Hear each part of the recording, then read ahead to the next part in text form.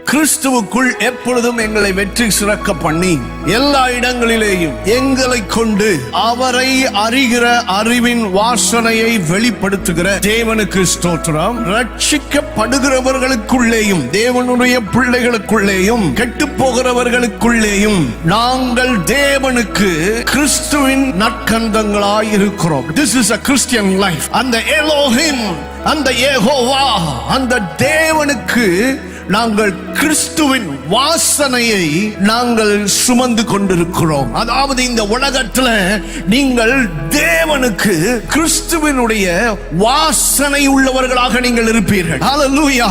அவர் எப்படி இருக்கிறாரோ அப்படியே நீங்களும் இந்த பூமியில் இருக்கிறீர்கள்.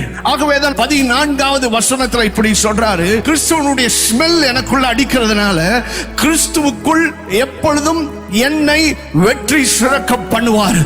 என்ன ஸ்மெல்லுங்க? அவர் மேல இருந்த ஸ்ப்ரே இல்ல, பாடியில இருந்து வர்ற ஒரு ஸ்மெல் கிடையாது. என்ன ஸ்மெல்லுனா அவருடைய ஸ்மெல்லே என்ன ஸ்மெல்லுனா எப்பொழுதும் எல்லா இடங்களிலும் நம்மை வெற்றி சிறக்க வைக்கிறது தான் அவருடைய ஸ்மெல்.